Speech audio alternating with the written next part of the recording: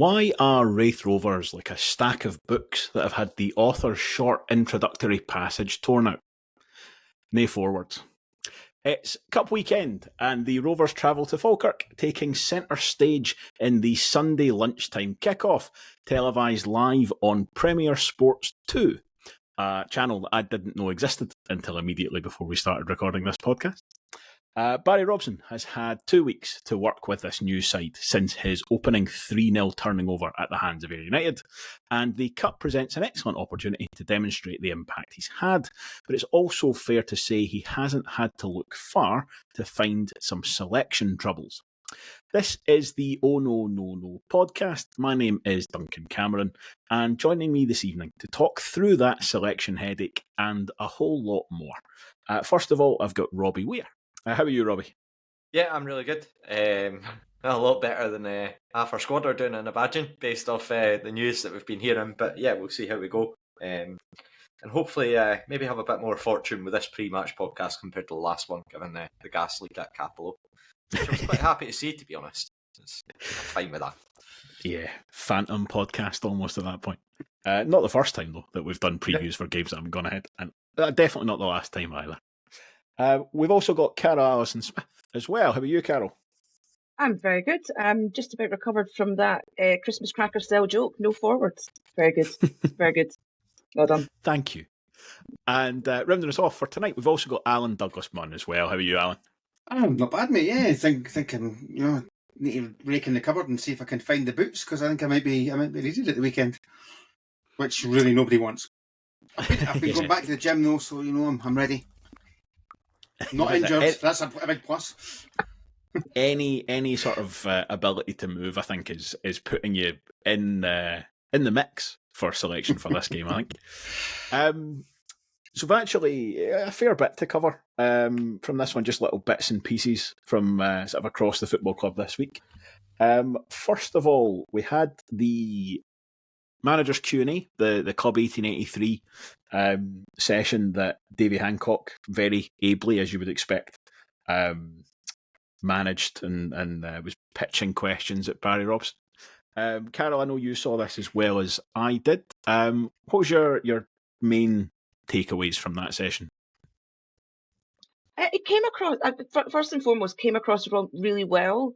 I'm not going to lie, I was a bit sceptical going in. I thought this could be a really, like, getting blood out of a stone, because what does he know after 2 weeks and just where is it going to go? But yeah, no, I think it came across really well and was sort of a friendly chatting over a cup of tea sort of feeling towards the end.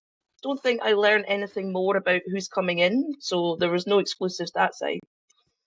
Yeah, that's it. And I don't think that was ever the kind of purpose of it. Really, it's not about breaking news or anything like that. It really was just a case of putting a bit more kind of flesh on the bones of who is Barry Robson, what's he like, and that was what I took from it. I feel like I've got a sort of better understanding of what he's like as a person, almost. It's an hour of hearing him speak as much as anything.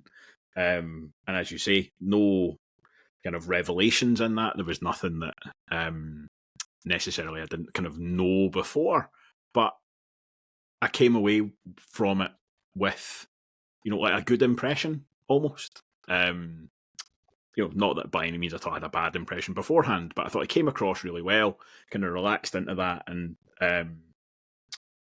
it served the purpose that I think it needed to, and very worthwhile. And I'm glad they did it.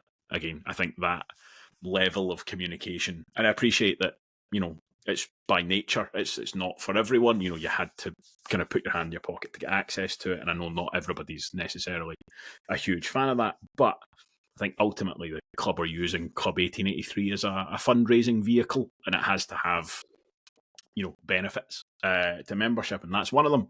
And I think it's good to get a bit of a longer form sort of communication piece for the manager, because you're not always going to get that. You're not going to get that elsewhere. So yeah, good to hear, and I'm glad the club are sticking to it, having done it previously. And we know how he smells now as well. And we got that important piece of information, what aftershave he has, which I think we all know who answered that question. Well, you might bump into him at your local supermarket based on the pre-match interview as well. So you might not need to subscribe to Club 1883. If you take a chance down at Morrison's, you might catch him by the... I don't know. That, to be fair, that pre-match interview from today is a really good recap of that session. So Davey kind of teases out the important points. I think if you watch that, you're certainly not missed anything other than that kind of deeper impression, I would say, from that session from Monday. The kind of big news out of Starks Park this week was the kind of confirmation of the departure of 3 of the guys that we'd had. Varying degrees of kind of expecting this or seeing this coming, I think, Robbie. So we've got Cody David, Fankaty Dabo, and then Lewis Jamieson's loan coming to an end. In fact, I tell you what, I'll give you one each. So Robbie, why don't you give me your thoughts on Lewis Jamieson, who, if rumour is to believe, is heading off to Sacramento? Yeah, joining the Republic. Yeah, I'll be brutally honest. I'm not really too fussed about it. The biggest concern is that he's an able-bodied human being, which we don't have many of, which is really dabbling him with fake praise there. 2 working legs and can kick a ball. So right, I mean, I'm very, very reluctant to sort of slaughter players while they're at the club because I'm fully aware in terms of like the impact that it can have. But now that he's out the door, it's open season as far as I'm concerned. So, Lewis Jamieson scored 3 goals. One was a fucking penalty that was shite, that just barely went in, and the other 2 were tap-ins. Yeah, right? We're not, I mean, don't get me wrong, the lad worked really, really hard, but he's no centre forward. He's no winger. He's very quick. He's just one of those players that you just kind of sift between. If you're St Mirren and you get a bid coming in for a player that's going into the final 6 months of his contract, was it maybe? I couldn't tell you. I don't know if it's 6 months of his contract or if he had longer. I'd imagine, and I said this on Pie and Bovril, I think you start laughing for about 5 minutes before providing them with your sort code and account number to Sacramento Republic. Because, let's be honest, they had no intention of playing him in the first team. He was going to be heading for the exit door there. So if you're getting money for him, you're St Mirren, you're laughing. It doesn't really help us in the sense that, again, as I say, he was mobile. But, yeah, now that he's away, I don't think we're missing too much. I did sort of say in our group chat, I think that our forward options really needed to be better than the likes of Cody David and Lewis Jamieson if we're going to have Hamilton and Lewis Vaughan in particular, missing for any sort of chunk of time. So kind of not great at the moment, but I think longer term, if we can improve on him, then yeah. I think it's a reflection, I mentioned it in our group chat, it's a reflection of the level of the league that Sacramento are in. If Neil Collins, having worked with him as much as he did, thinks that's the guy for me. Unless he knows that he's got a guy up front already for them they'll work well together. You know, obviously I don't know anything really about the Sac Republic squad, so maybe there is someone there that'll be a good foil for him, but if you're going out there spending money on Lewis Jamieson based on what you saw from him at Rovers, it says a lot about the quality of that league to me. So I think he does only have 6 months left in his contract. But I think, to be fair, I mean, to your point, Robbie, I don't imagine it would have cost a lot of money to kind of spring him from that deal. Neil Collins just walking into that office with the office staff wearing their scarves and talking about their passion, just hoarsely shouting hardware at them. And that's it. The sales of brown jumpers are going to go through the roof in Sacramento. This is great. All these people that have left. I actually did like Neil Collins, but now that he's away, fuck him. He's out the door. So I think a funny feeling he'll be out after 6 months. It's going to be a disaster, and he's going to be out after 6 months. I hope for his family it doesn't. Nice. But there's just that it was the waving of the flags, like they were in like they went down the Republic, swinging of the scarves, just was a little bit twee for me. Just very, very American. Just that is, I think, and you know, like brackets derogatory. Just like really, really American. You just needed someone in the background going, USA, USA. I like how Just- we're diving I into know. all the stereotypes. Oh, absolutely. Just getting shoved a plate of, I don't know, sloppy joes in his face or something like that. And a root Just beer. I can only imagine the faces on office staff up and down Scotland at various football clubs. If you went and were like, right, could you just come into the foyer for a minute? I need you to wave. I need you to wave this Livingston scarf at Davy Martindale as he comes in for his work for his first day. We're like, I've got photocopying to do, man. I'm cool. As Actually, they pull out the karaoke machine so he can do his announcement about like passion on the yeah. in the foyer. No. Well, And listen, yeah. this is what they are doing, and like, more power to them. Like that's nobody there was pouring scorn on it. I'm We're sure. going to get the a Dylan 5 Easton video would. The Dylan Easton signing video would work in perfectly with it, wouldn't it? Where Linda just kind of goes, that's very good, son. And just kind of keeps going with the Hoover. I was just about to mention that. We're probably going to get a 6-figure bid in for Linda at some point. Just try and get her over, because she's actually someone that is a bit passionate about the club. So, aye. Yeah, I think just to come back to Lewis Jamieson for a second, I think it's a tricky one to analyse almost, because I don't think anybody, when he came in, expected him to play the amount of football that he did. But then almost by the same token, kind of like, well, you should be, you'd want somebody to come in who can do that. He's 22 and he's coming in from a top flight side. He didn't look ready for championship football. Yeah. So I say, on the one hand, you think, well, that's a lot to expect somebody to land and hit the ground running and play however many games he did. A lot of them, effectively on his own or ploughing a lone furrow out on a wing, but just never really looked up to the standard. So And again, it's nothing personal against him, but I think that the overriding sentiment that I would say is that a lot of Rovers fans look at him and sort of said, he's a poor Callum Smith. And Callum Smith's maybe not everyone's first choice, but I mean, if you were offering us between the two, you know exactly who you're going for in terms of impact for the club. Mhm. So looks to me like the kind of classic guy who's done very, very well at youth level by being faster and not even necessarily stronger, but more kind of physical than a lot of the other guys around.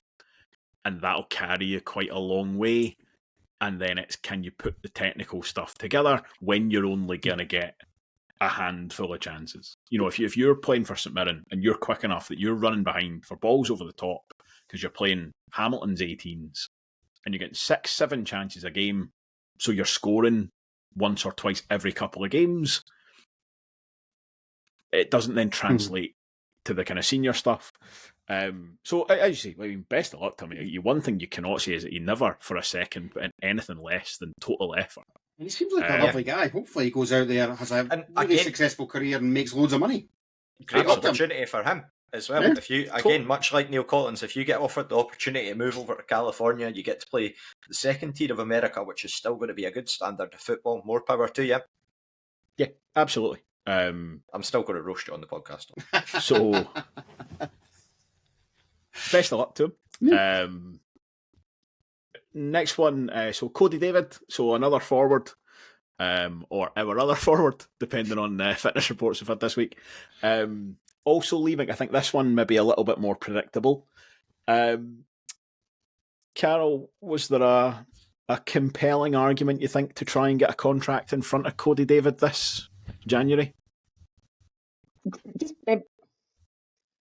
Mainly only for the able-bodiedness. Coming down to just, it would have been a possibility and an extra body that has got 2 working lower limbs that can function. Other than that, I think he didn't really show anything, but then we've got a new manager who hasn't really seen anything. So is it just he was signing someone new if he extended these contracts, or taking a risk?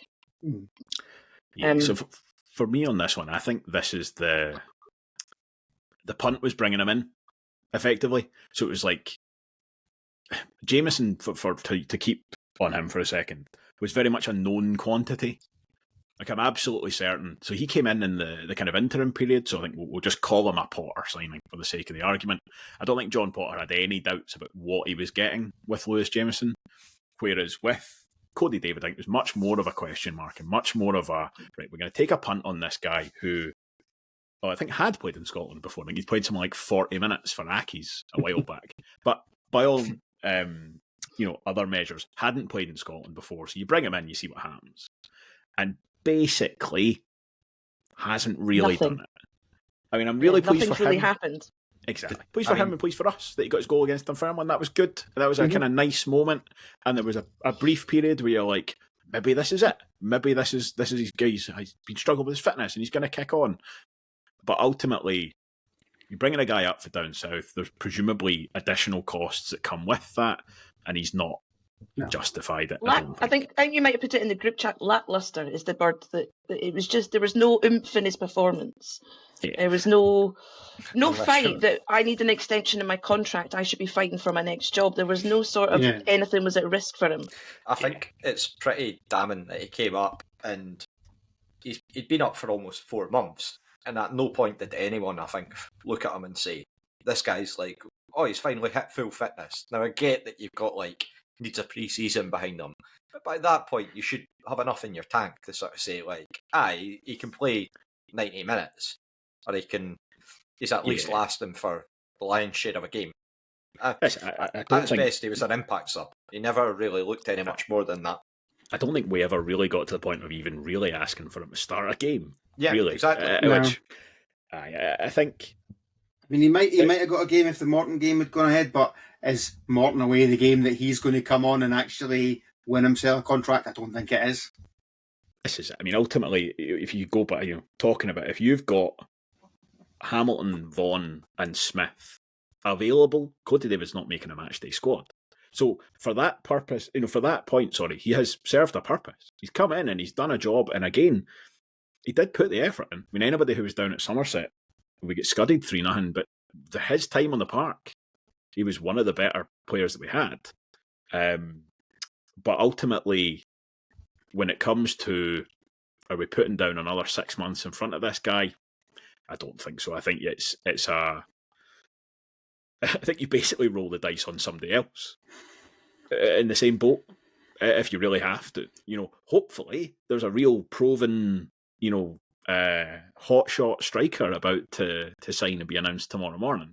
But even if that's not the case, you'd almost still rather just take a punt on another guy who was released by Aldershot at some point and fancies coming up and see if he might be one of these guys who just suddenly, like Joel Newbley, just kind of hits the ground running with no previous expectations that he might actually do that.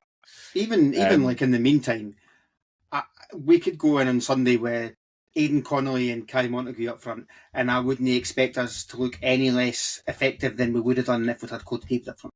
I would actually feel more confident of them scoring than him. So, yeah, because he got his goal, but it was very much a case of a bit like Robbie, you said that Lewis Jamieson scored a bad penalty in 2 tap-ins. Cody David managed to get on the end of a Paul Hanlon volley that was smashed into somebody's backside and just smashed the ball in the goal. That really, it wasn't a case of that's really good technique. He's really shown his worth there. Ultimately, I think he was in the right place and he gets credit for that, but it was just a case of smashing the ball into the goal from 8 yards or whatever. So a throwback to a podcast favourite is when we signed Ishma Calves, and on his debut against Motherwell, he burst down the wing, burst in it in the most bizarre way possible given the rest of his time, and then manages to get the ball past and beats was it Liam Kelly? It was, yeah, that day, I think. Aye, and you think, oh, this could be something. You never got that with Cody David, did you? And I get that that's a really big bar to set, but I think with both of those two sort of forward options, if a player comes in and scores 4 goals, even if we get one player and they scored 4 goals, they've already matched the contribution or beaten the contribution of the others, basically. So yeah, it's. I think if you could. I think if you're a player now and Cummins 4 goals, you'll be a legend. I was just thinking if you could combine Isma Conchalves and Lewis Jamieson, like their powers combined, they'd be unstoppable. Like You all the cross the technical ability. streams. Yeah, like Isma had all the technical ability in the world. You could see that. He just couldn't move. Even once he was injured, he was even going to move off the park by himself. And you get Jameson, who's the most mobile guy in the world. Those two together would be unstoppable. And then our final departure, I think this was basically. Yeah, or Robbie Muirhead at this level against them. The final departure, I think, was the one that we kind of expected the most. Alan, Fankaty Dabo has gone. Give me your thoughts on this, please. I mean, out of the three of them, he's the one that we do actually have a player who can play in that position, who, as far as I know, is still fit. You never know with this squad. Touch wood. Yeah, touch all the wood we can here. Fanky's a funny one. You know, he came in with there's a fair bit of excitement about him when he signed because of the level he'd played at. He'd kind of gone down. He'd had a bit of a torrid time at Forest Green, but that's because his manager there was a complete and utter lunatic. He came up and he came off the bench against Morton, and I remember him. He did this ridiculous crossfield pass, which just hit so powerfully and straight. It was just like, oh. And then first few games, you're just looking, going, how the hell have we got this guy playing at our level? He's 2 levels above us at least. You're thinking then he's going to go in January, play for a Premiership team in Scotland, and still look like he's too good for that level. And there was a fair old drop off, it has to be said. But with his last couple of games, he just looked like he couldn't be arsed. And I don't know if that was the case. I don't know what the issue was. Maybe getting homesick. Maybe Maybe he wasn't fit. Maybe the type of injury he got, it could be just from not necessarily poor conditioning, but maybe he was carrying something, and that's what was. But it was one of those. Kind of sad to see him go for what could have been rather than what we actually saw from him.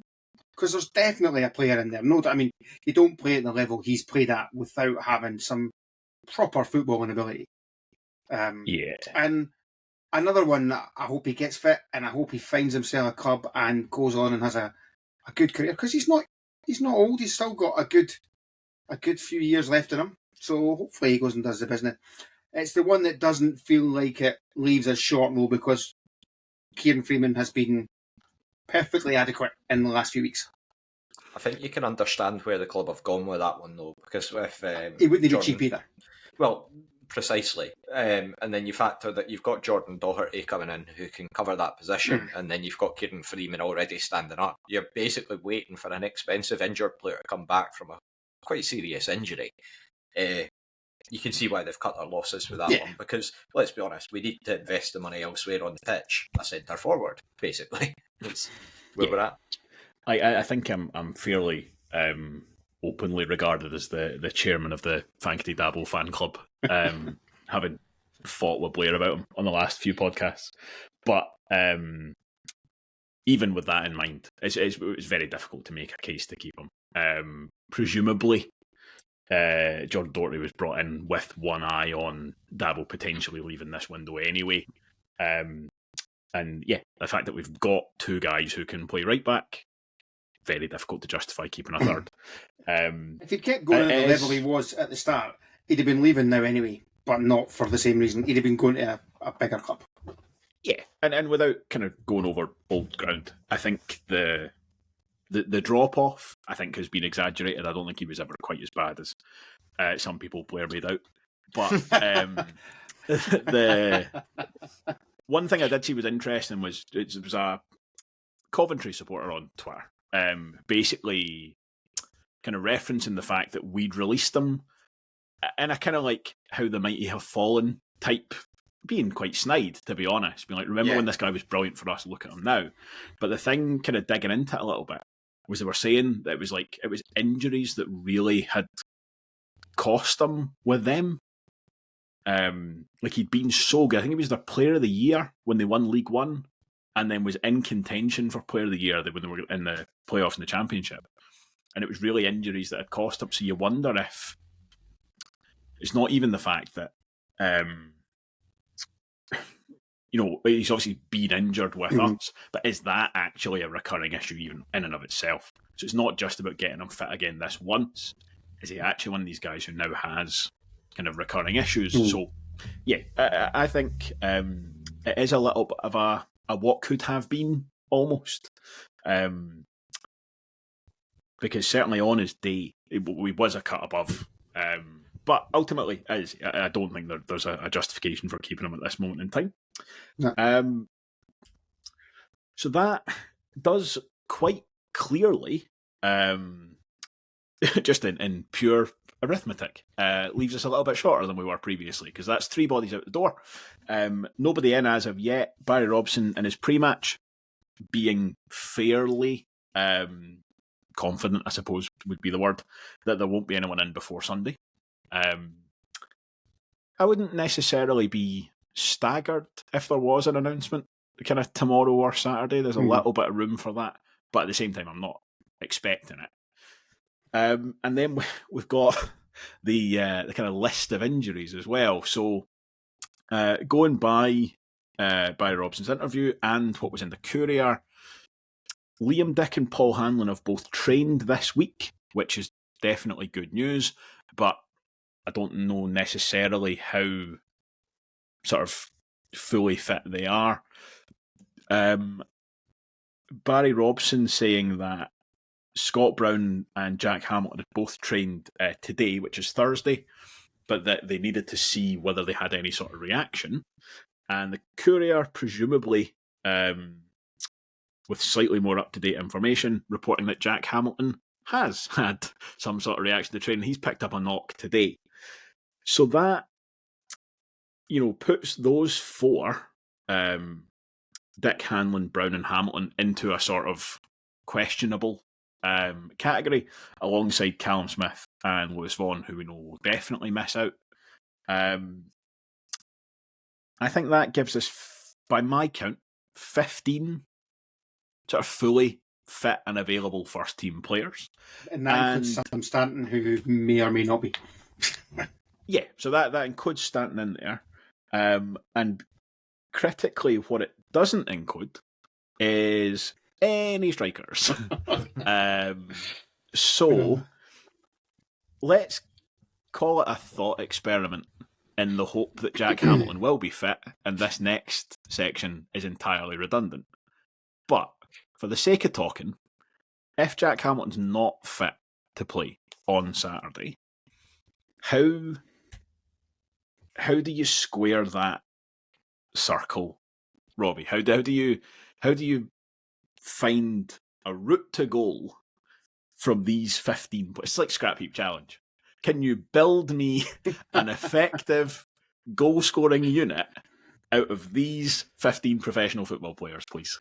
I am really glad that I'm on this podcast and I get to answer such an easy question. No, look, it's basically take your pick out of your wingers and who fancies playing up top. It's almost a bit like the whole Ryan Stevenson of it all. Just going down and which one of you wants the honour of playing in goals? I mean, Andy McNeil. Do you fancy it, Andy? Ali Adams on an emergency loan. Nah, he's a rocket. We're taking him. He'd be claiming all the glory. That's the really annoying thing about that Ali Adams thing. Well, he's a total and yet Kev's such a nice character, and yet it's the worst thing happening to a really, really good guy, and the best thing happening to an absolutely nuke of a human being. But it's it's really we've used Aidan Connolly up there already this season. Do we go with him? I mean, I know that Falkirk they've brought in Darrell O'Connor, who's quite a relatively tidy centre back. He played for Morton before up here before going down to York City.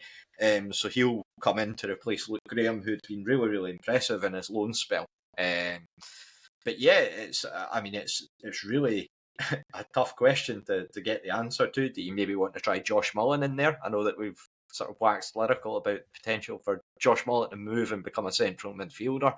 But whether you fancy him as a centre forward is a completely different question.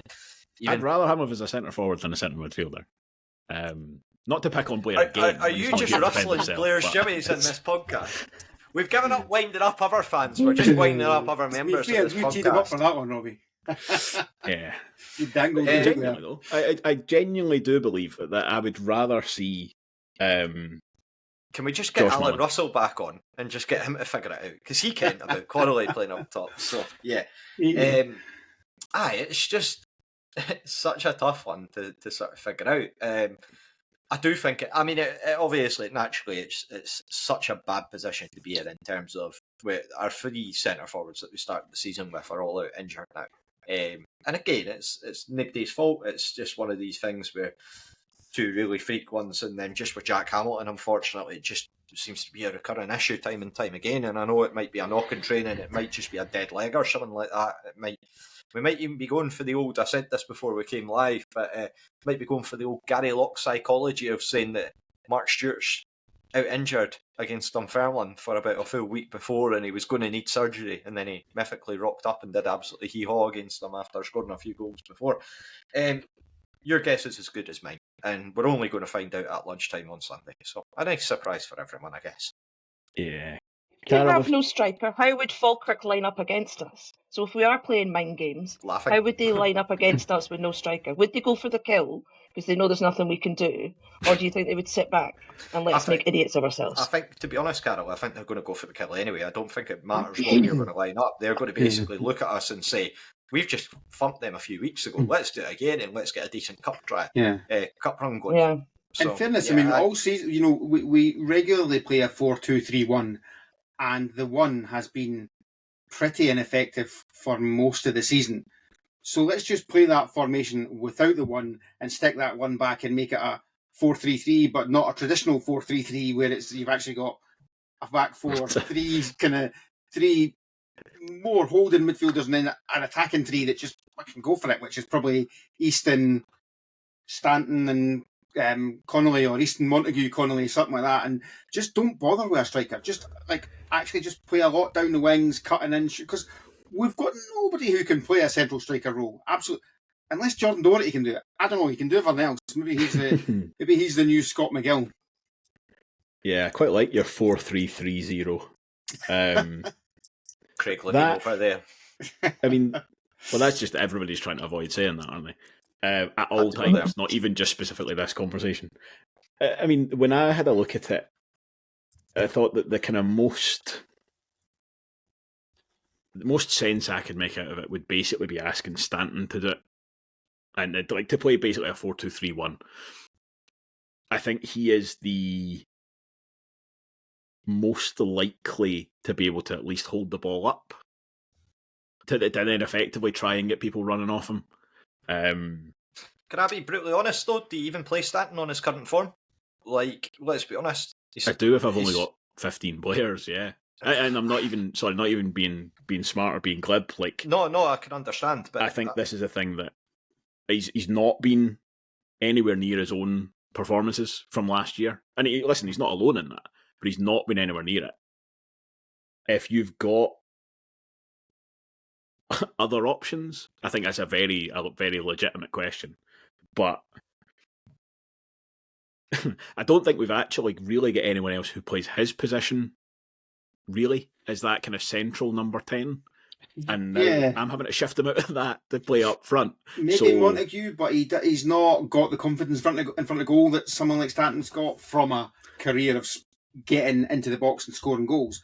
Montague looks like he's got some talent, but when you have seen him in front of goal, like that kind of snapshot against Falkirk, it was fairly weak. I think he had something similar at Queen's Park again. He didn't look overly confident on it, but that's because he's 17-year-old and he's played about 5 professional games. You can't necessarily throw him into a game like this up front.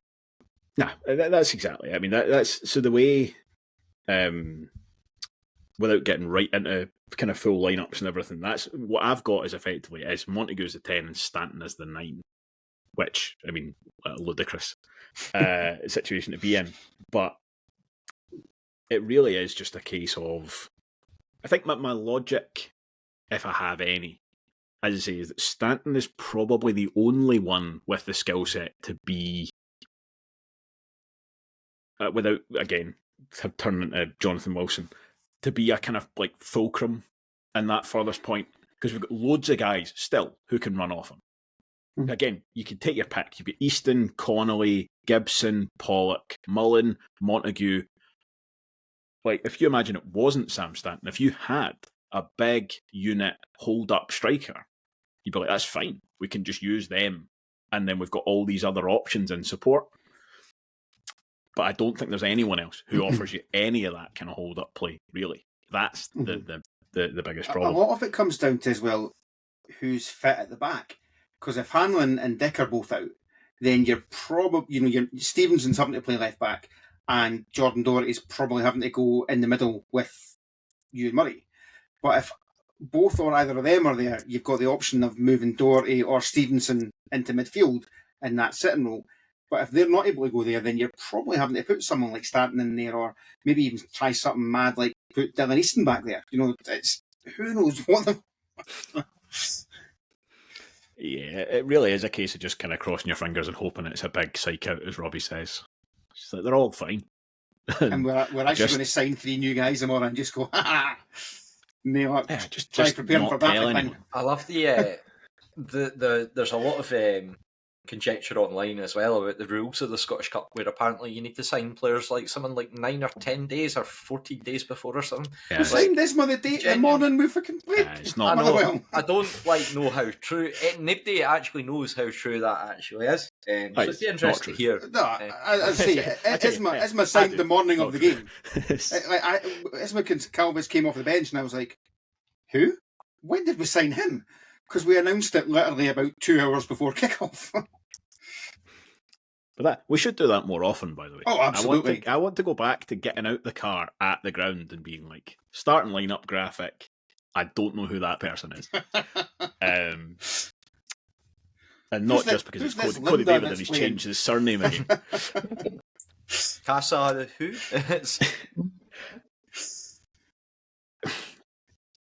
I think the one thing we have been robbed of, by the way, is that you can't play trialists in the Scottish Cup, because this would be ripe for that. It means you can't even just chuck in you can't chuck in somebody for the community foundation or anything like that. Nah, exactly. Or doing what Dundee did and registering a load of guys to Lockheed and then just playing them anyway for a laugh. Get that young goalie, and he's about 6'8", stick him up front. Aye, let us do that stuff. Dundee season was a farce. I was so glad that we were the ones to end that unbeaten run. Even if it was at the cost. Is that the season that Bobby Geddes played in goals at Starks Park? No, and he was like 54 or something like that. That was 2 seasons before, because they lost the title to Cali Thistle that season, or the season before. Oh, yeah, right enough, actually. Because we beat them and pretty much ruined it for them, didn't we? Aye. Cali won the league that night. And we only won 1-0. So, in terms of Falkirk for this game, Robbie, do you think there's any thought in John McGunn's mind that they've got a league to win and he might make a couple of changes along those lines? Absolutely not. No. I think that John McGunn's wanting to go as far as he can in this cup, and if they get through, it just offers them the opportunity to get even more potential prize money, potentially big games against Rangers or Celtic, depending on how they get on. But yeah, I can't see anything other than Falkirk being completely professional. And you know, it's John McGlynn. You don't think anything else. He's not going to be making any, well, potentially some wild goalkeeping changes, but as we love him. But other than that, yeah, I'm only expecting Falkirk to be coming at us as strongly as they can. I think it's going to be a really tough game. And I don't like going into games being defeatist, but I think it's one of those games where, while the statures in their teams are different, because Aberdeen were absolutely massive compared to Falkirk, it's one of those ones where it's a performance that if we got a win, and we did only have 15 players, it's really chucking it back to that season.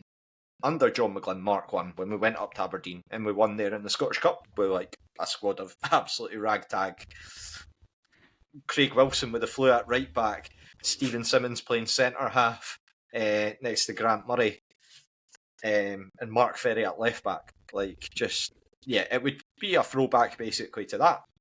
So it can be done. Like, I mean, Falkirk, they've got a ridiculously good home record, but even, I think, within the cups, like they've had the odd shock result, but they've also had some very good results mixed in their cup runs as well.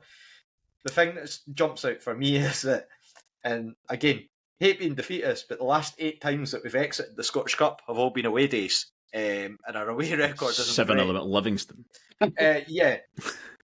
I mean, admittedly, there was like Parkhead and Ibrox in there as well, but yeah, 3 or 4 against Livy, and then Hibs, Hearts, a good few mix in there, but yeah, it's a tough one. Right, okay. Well, that was a very pessimistic reading of the occasion. I think probably a realist reading. But I'm going to try and find a little bit of optimism for this. So, first of all, Falkirk's last 4 games, beat 5-2 by Ayr United, beat Hamilton 1-0, drew with Dunfermline and drew with Queen's Park. So they're not exactly on kind of flying form there. Last year, they were knocked out the Scottish Cup by Bonnyrigg Rose. So, I don't know, we're going to try and take some encouragement from that.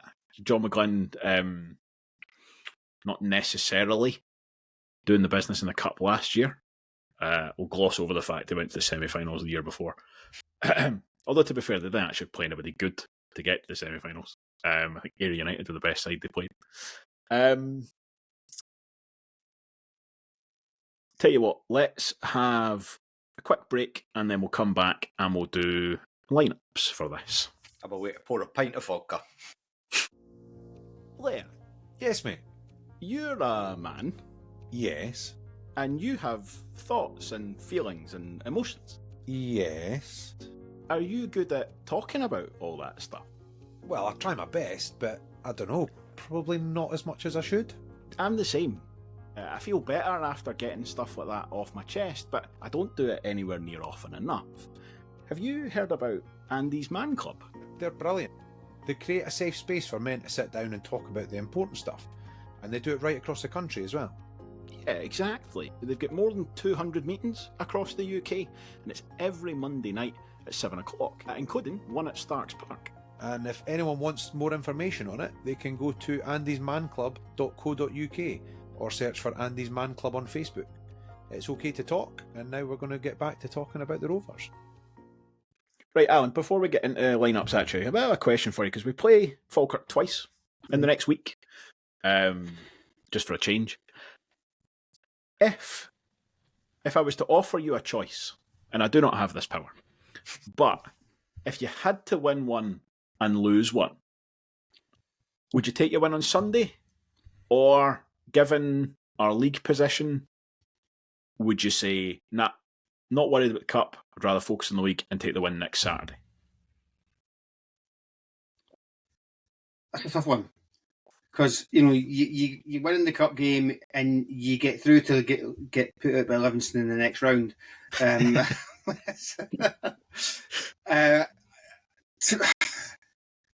know what? I don't give a shit about the financials of the Cup. I know I should. I know I want the club to do well, and to do well, the club has to make money. For me, it's about, are you going to win the Scottish Cup? No. So take the 3 points. Take the 3 points. Try and get a bit of momentum. Get up the league a little bit. We've still got an outside chance of getting in the playoffs. It's a big ask, but ultimately, the absolute minimum is making sure we're in that championship next year. Not just so that I can finally go to McDermott Park, because I've never been. But that'll be typical, actually. We'll get in the playoffs and go up, and St Johnstone will get relegated, and I'll still not get to go. But no, I'd take the 3 points. And because it's at home, and I like announcing Rovers wins over the Tannoy, so let's come. Alan, if any of that last 20 seconds of conversation just comes true, I think I've had too much of my pint of vodka. I'll take you to St Johnstone at some point when we've got a free week in the Premiership and you can get to McDermott Park. Carol, same question to you. would you take the win on Sunday, or would you wait a week to take it on Saturday? What manner of defeat? Horrendous. But the victory is glorious. They're both 5-0. I'd take the 3 points and just turn off Twitter for a week. Because, that's what take the 3 points and turn off Twitter for 2 reasons: for the Falkirk fans and for the grumpy buggers that would be in the South Stand. Yeah, Fair we enough. need to. I'm going to be brutally honest. We need to survive this season, and we're not going to. The financials of the cup should matter, but not doing well this season is going to be financially more crippling because you're not going to have the support follow on, etc. So I think, take a horrendous defeat, but then hump them the following week and rub it in even more. You probably make as much from finishing a few places higher and getting an extra couple of playoff games anyway than you would for getting through another round of the cup. The romance of the cup is in the mud here, Robbie. Are you on the same page? No, I'm not. I want to win on Sunday. Get through. Get a big prize draw. I don't know. Away at Ibrox, full house. We'll take it. Never going to happen, of course. The Rangers fans selling out, given the state that they're in at the moment. We can bring in a couple of new forwards, and then we go on to romp our way to safety and up the league. So yeah, I would take the cup win. And I Good. genuinely do feel that we've got enough about us. I know that it's so bleak at the moment with the injury picture, and I would caveat, like, this is why I'm so very, very coming across as negative at the moment. It's just given the injury situation. I think I've been saying this for about 6 months now, and I'm fed up of saying it. If we can turn the corner, which we never do because we're Rafe Rovers and we're an absolute magnet for injuries. Comes out as a roundabout. I feel like, we could. What's the longest straight road in Australia? I can't remember what it's called, but we're on that basically at the moment. There is no corner coming. Yeah, real shades of going through the desert on a horse with no name there, obviously in America. But yeah, that's our injury crisis at the moment, and I feel like if we do get the players back, every reason that we can go on and secure safety. And I think that a cup run would be absolutely mammoth for us, and hopefully it would change that. I know that we've been very stop-start, but even if it was a scrappy goal or a through on penalties, it'd be To be honest, if you offer one of the two, I'm not going to complain either way, because I can see both sides of the argument. You would take a win in either of them. Yeah. I mean, I think if you went to the bookies aren't going to have that as an even outcome. That we'll win one and they'll win one. The Rovers are just shy of 5-1 to win on Sunday, and I realise that we're fairly downbeat and that we don't have any strikers, but I still think that's heavy. I don't think you have to start, getting the chalkboard out with the mad equations to see a route where the Rovers win this game.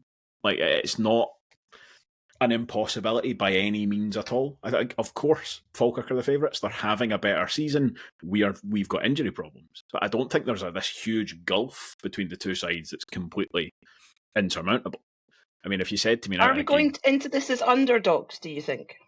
Yeah, I think so. I think without a doubt, especially if Jack Hamilton doesn't pass his fitness test or whatever it is. And I will say this as well, actually, as much as I'm saying that I would rather we win on Sunday than next week to get through, I also wouldn't be risking anybody. There's the one-off gains that we could get from getting through this are very, very good, very big potentially if you get the right draw in the next round. But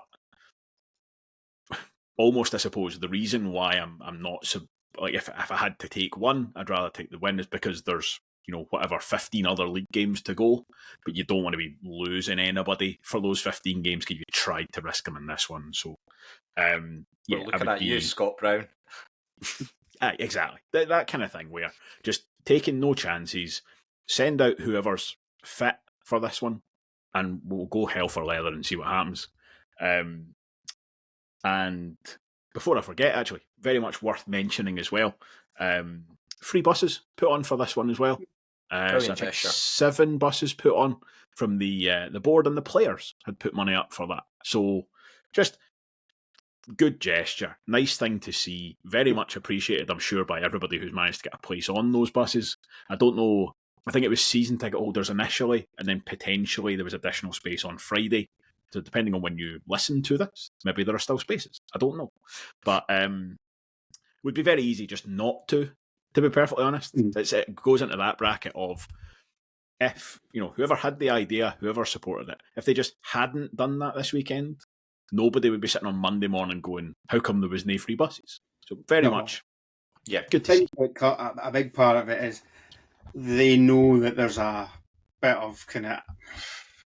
the support's a bit downbeat at the moment. An awful lot of folk were probably on the fence about whether we're going to go. It's another away game in a long run. You've got to travel to get there. It's no far, but it's awkward to get to in public transport, especially on a Sunday. So you're probably having to drive. You can't have a pint. It's There'll on be the a lot telly. of folk who it's on the telly. It's 12 o'clock kickoff. There'll be a lot of folk who, as soon as they've said that free bus was on, are like, oh, I'm going to go to that now, definitely. So, 7 buses with 60 folk on it or whatever. That's 400 odd people just on the free buses. There'll still be folk driving. There'll still be folk who do go on public transport. So it probably means a Rovers crowd at 700, 800 or something like that. If it wasn't for these free buses, maybe 4, just because of how it's going. So definitely, it's a good time to do it. I think anybody who saw our last game at Falkirk would probably swear they were never going back on the way out. So yeah, probably needed some gentle encouragement. Apart from obviously clueless Egypts like this guy who was like, yeah, can't wait. Going anyway, stuck in those roadworks again. Right, let's. I think we've probably squeezed every last bit out of that, but let's just have a quick run through of lineups. Again, I think this very much depends on how charitable you want to be in your interpretation of the various medical reports. Robbie, do you want to go first? Yeah. So for visual purposes, this would be my usual lineup sheet of paper. Instead, I'm going with this evening. So, for the listeners' benefit, that was a big bit of paper followed by a very small bit of paper. Yes. Kevin goals, Stevenson, Hanlon, Murray. Is Murray fit? I think so. I hope so. You better be, I've got. Freeman at right back. I would have Doherty and Matthews in the holding roles. Easton is number 10. Gibson and Mullen out on the wings. And, of course, Alan Russell's favoured prolific forward. I've been Connolly pilled. Is that a thing? It is now. We're going for it. Aidan Connolly up top, centre forward. He's been in among the goals recently. So, yeah, a return to the Falkirk Stadium for him to fire us into the next round of the Cup. I am a believer now. Yeah, Route 1 football. Just... stick it on his head all afternoon. Carol, who have you got, please? Kevin goals. Question mark, followed by question mark. Hoping that... Seriously, it's like Robbie's tiny bit of paper. Question mark is the biggest feature. So, Liam Dick, he's trained by... So Liam Dick, Paul Hanlon, Ewan Murray, Doherty at the back, Louis Stevenson, Ross Matthews, Aidan Connolly in the middle, Dylan Easton, Gibson, Ormond, Montague further up, and then Stanton up top. Not a million miles away from what I've got. So I've got Dubrovsky. I've effectively gone with a pessimist outlook, and nobody who's doubtful is anywhere near this side. So I've got Stevenson, Murray and Fordyce in the middle, and Freeman at right back. Robbie, same as you. I've gone for Doherty and Matthews in the midfield. I think it'll be interesting to see once everybody's fit where Jordan Doherty appears most often, but almost by process of elimination, he has to play in the base of my midfield because, reportedly, that's one of his many positions. And then, as I said before, I've got Montague as the 10 and Stanton as the 9. I mean, to what extent anybody actually does those jobs, who knows? And then Easton and Connolly as my wingers. But that would have to be a very fluid arrangement, I think, just based on how often we could actually get the ball out of our own half, I think. Alan, how about you? Yeah, I've changed my mind about 4 times as I've been listening to the threes, to be honest. So, Kevin goals, same back 4 and then holding 2 as Robbie. And then it's the 3-1 that's the tricky one. You've convinced me. I'm going to go Easton and Mullen as the wingers, Montague at 10, and Connolly up front. I think definitely Aidan Connolly's got the technical ability to do it. I think it's just about getting somebody else close enough to him. He'll occupy the defenders, if nothing else, just by running at them. That's what he did very, very effectively in the second half at Hampden. Relatively recently, he probably is top of the list. To be fair, it's what we didn't do the last time at Falkirk. Forwards, it had nothing to do. Yeah, that concerns me. I'm operating on the assumption that Barry Robson's not going to do what Neil Collins did and just blindly turn up with no expectation of what Falkirk might do. Well, he did say he went to see them last week, so yeah. Which there was no evidence that Neil Collins had done that, and I'm sure he had, and he just disregarded it. But yeah, hopefully we can't possibly be as naive. He says famous last wordingly, as we were the last time. Whatever happens, I do wonder what youngster we're getting from either Rangers or Celtic though, because he was apparently watching the B team game at Stenhousemuir last week as well, wasn't he? So that's what you mentioned. I like how you're clinging on to this. Daniel Cummins, he looks like he's got some record. I know it's Lowland League, but and youth Champions League or whatever it is, but Brighton, West Ham, Brighton. But I'm sure he'd fancy a loan on at Rovers for the second half of the season, just while that pads out. Yeah, why would you want Brighton or West Ham? Rubbish. Absolutely. Robbie, do you want to round us off with a Should McStay or Should Dargo? Yeah, absolutely. No, I'm fed up already. I think predictions is the last thing we need. Absolutely. I mean, we didn't even bother with lineups or predictions last time, which worked out quite nicely because the game wasn't even on. So that's all right. It was like you knew. Well, yeah, I was enthusiastic about it not being on, and then it wasn't on. But yeah, again, just our injuries more than anything else for that one. Right, okay. Should McStay or Should Dargo? 6 questions related to a former or current, potentially, Rovers player. For those just tuning in for the first time. It's quite a short list now. Yeah. I made 125 appearances for Raith Rovers and arrived after changing my mind on retirement. Oh.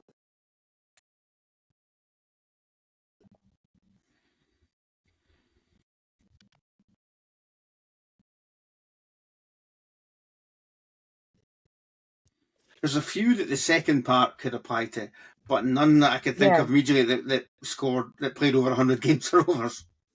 So 120, straight into cooperative mode on this, by the way. 125 appearances. That's 4 or 5 seasons. Yeah. Minimum, you would think. For someone who was already a good age. Aye, it can't be like an old age retirement. It must be like an injury retirement, you would think. Or it's someone who was like 32 and thinking about chucking it. I don't have any names for that, but that's my initial logic. I'm going to open the bidding with my current favourite for this game, Simon Mensing. Feels like kind of guy who could have had a serious injury and then decided not to. I don't think he played 125 games, to be fair. Yeah, maybe it'd just be 3 seasons if you played. I'm going to go similar vein. I don't think he played anywhere near that amount of games for Rovers, but Stevie Kirk. And Carol? I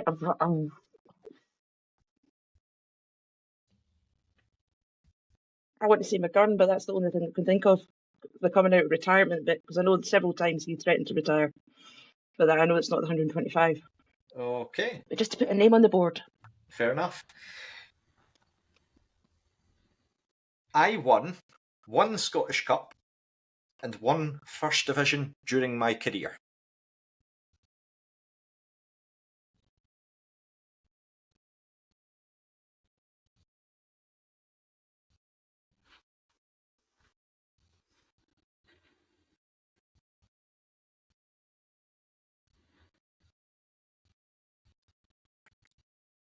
I would stick with Stevie Kirk. First Division, is that old First Division or new First Division? You can take your pick, Carol, because I'm not that generous. I'll stick with Stevie Kirk. I'm fairly certain he was in the Motherwell team that won in 92 or 91, whatever the hell year it was when they beat Dundee United. I'm going to go to my other current favourite guest for this game, Kevin Moon.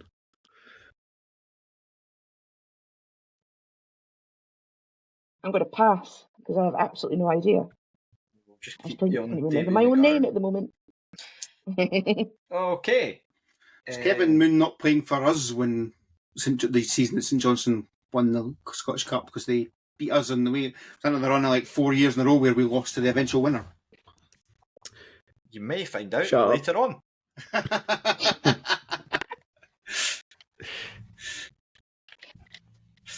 Right. Next question.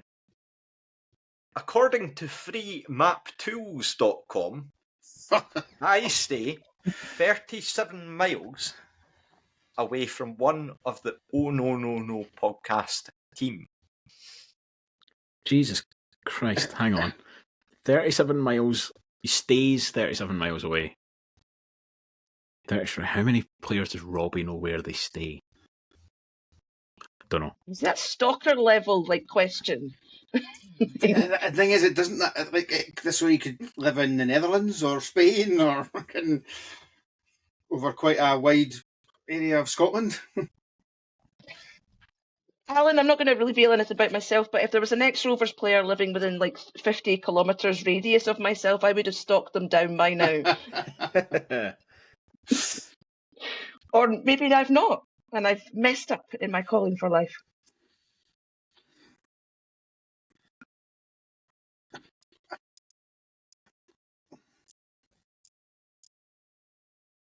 Any further bids?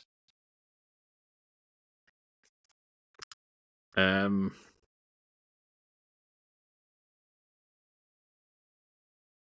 No. The short answer. I'm going to stick. No, I'll stick with what I had. I've got another name rattling about in the back of my head, but I'm not sure, so I'll stick with it. You're now. just keeping where you're at.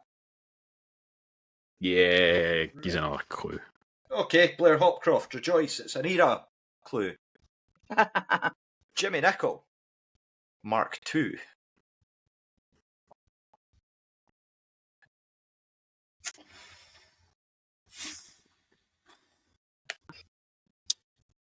That was, he came back 98, 99.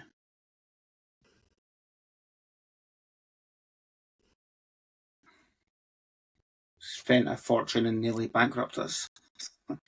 Try to get back up.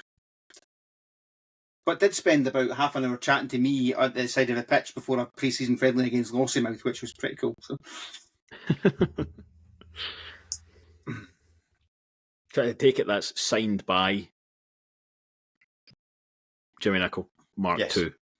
Right, so that rules Stevie Kirk out because he played for us in the Premier League, didn't he? Because he scored in that game at Tannadice that we won and then got sent off, I think. He got sent off in a game against Tannadice when we were down to 9 men, so that rules him out. Oh, I remember that one.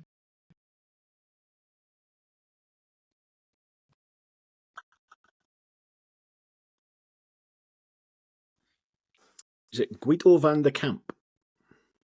I'll take that as a guess. That's a good shout. Mm. Anyone else?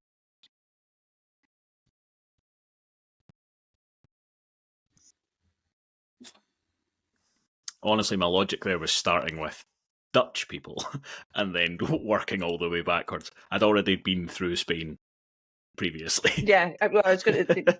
I was going to have to I move was I don't live in the Canaries, and I don't live near Huesca. So yeah, it's definitely not those. It's like, what's No, 37 miles Raoul from or Dublin? Dust Days? I think it's a good logic, and I think I'd be tempted to say you're possibly right with that one. Would you like clue 5? Please. Yep. Clue 5, Dundee United, Dunfermline, Alloa and Glentoran are the clubs that I've played for within the UK. I don't know about Glentoran, that would be news to me. Definitely the first two. But the others Definitely for the first two. Feels quite Alloway, Guido van de Kamp. Well, I'll save you your troubles because clue 6 is Dutch. That's the only clue.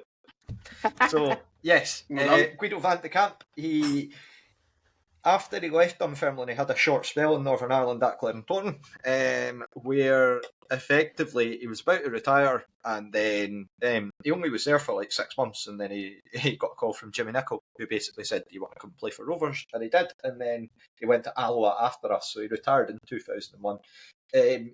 I'm just working off the logic that he stayed in Den Bosch, which is an hour from where Scott stays, according to a speculative website, which is always great to use. But yeah, as you say, well done, Duncan. Very good guess. I have possibly told this story before, but when I was, 98, 99, so I was 8 or 9, I got a Rovers goalie top as worn by Guido van de Kamp, but the shirt was the right size, but the neck hole was too small and I couldn't get my head through it. And I had to go back and I couldn't get one in the bigger size and I was very upset. So that's my additional Guido van de Kamp fact there. Possibly the last Rovers goalie top I had until I got the match worn one I've got, which predates that and it's like number 13 or number 15. So as much as I'm saying match worn, I'm almost certain it never got off the bench. And to be fair, Alan, you were about the similar era because he was still about Stevie Kirk when that first season that we had Jimmy Nicholl back at Starks, which was 97-98, where we obviously came. I got my relegation era mixed up. It was the first season we got relegated that he came back, wasn't it? So yeah, so which I should considering it was the year I started uni, I should remember that. But to be fair, the year I started uni, I was drunk most of the time. So I don't remember the year I started uni for several reasons. Yes. I'm really pleased with myself with that. That was a real, just not in keeping with my usual performance in this game. So I'll take that. Right. Remember, if you are looking for a bit of January motivation, Graham's spearheading his Strava challenge to run and or cycle the distance of all the different Rovers football clubs in the UK and Ireland. Last I checked, I think we were bearing down on Sligo. Yeah. I don't actually know how many more there are, so we're only halfway through the month. I don't know if we have to just do it all again. Like a young Colin Cameron. Yeah. Out in the west coast of Ireland. So have a look at the Twitter if you want more details for that. It's all been retweeted and updated on there. Thank you, as always, for listening. Sunday lunchtime kickoff really sort of confuses the podcast schedule. So we'll be back either, I imagine, later on Sunday or possibly Monday night, probably depending on the result, to be fair. So, as I say, thank you for joining us, and we will speak to you again soon. Thank you. Goodbye.